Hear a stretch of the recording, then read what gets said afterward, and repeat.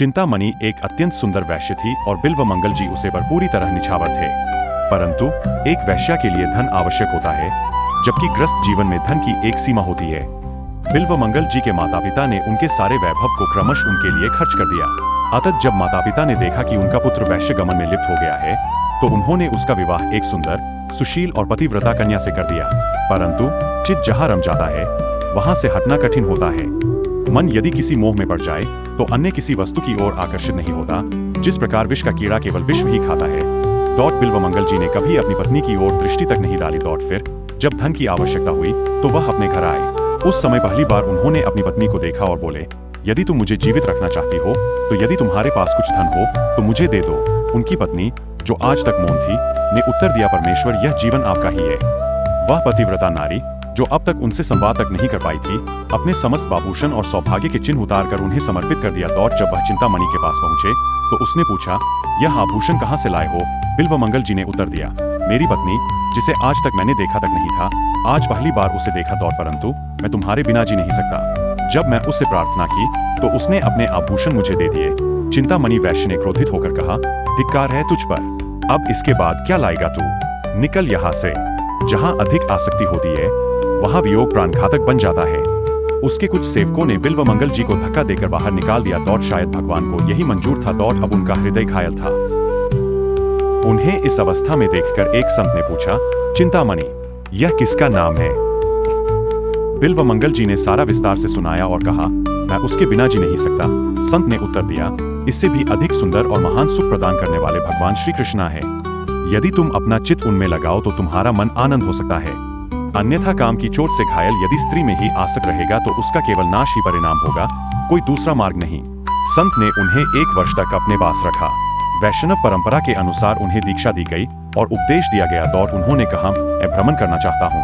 चंचल, भोगी और अशांत मन एक स्थान पर टिक नहीं सकता। ऐसा मन सदैव नया नया अनुभव चाहता है। इस प्रकार में आगे बढ़ गए। मार्ग में एक देवालय के समीप एक सरोवर था, जहाँ भगवान का विग्रह प्रतिष्ठित था।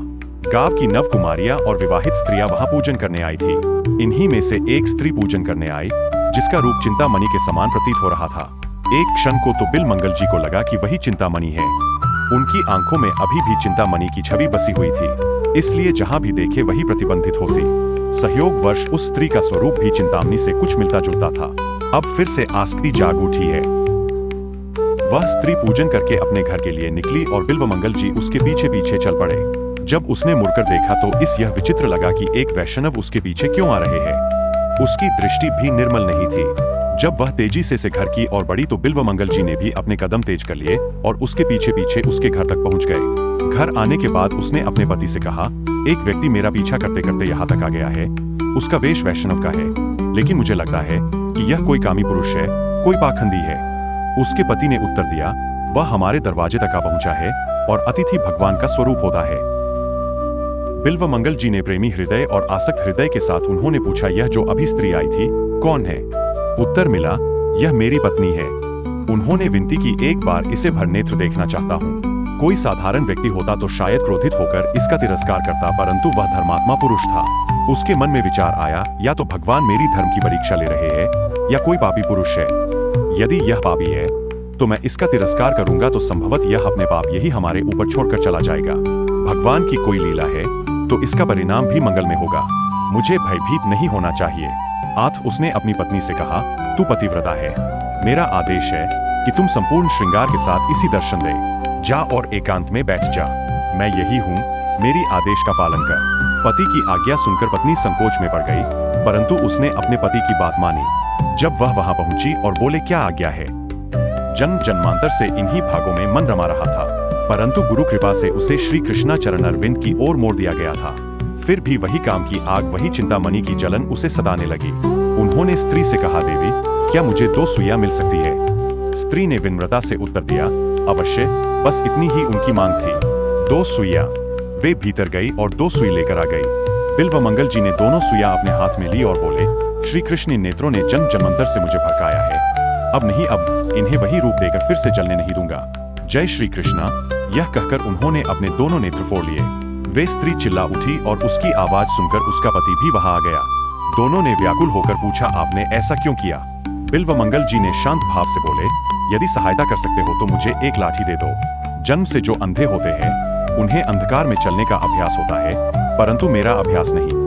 उन्होंने कहा मुझे वृंदावन जाने के मार्ग पर खड़ा कर दो, मैं वहीं से आगे बढ़ जाऊंगा। अब वह अंधे थी, परंतु मन में श्री कृष्ण का सिमरन था। लाठी के सारे चलते हुए आगे बढ़े, किंतु अभ्यास न होने के कारण मार्ग में आगे बढ़ाते बढ़ाते एक गहरे कुएं के समीप पहुंचे जो घास से ढका हुआ था। उन्हें कुछ पता नहीं चला और वह सीधे कुएं में गिर गए। गिरते ही वह भाव से पुकार उठे, हाँ कृष्णा, हाँ कृष्णा, हाँ कृष्णा। जब कोई पूर्ण हृदय से भगवान को पुकारता है तो भगवान को आने में एक क्षण भी नहीं लगता।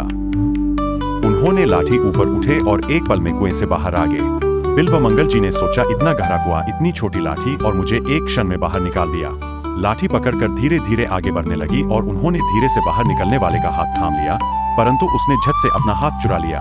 तब वह बोले, मैं जान गया कि तुम कौन हो। संसार में मुझे इतना प्रेम करने वाला कोई नहीं हो सकता, एक श्री कृष्णा आप ही है। भगवान जी बिल्वमंगल को वृंदावन ले आए।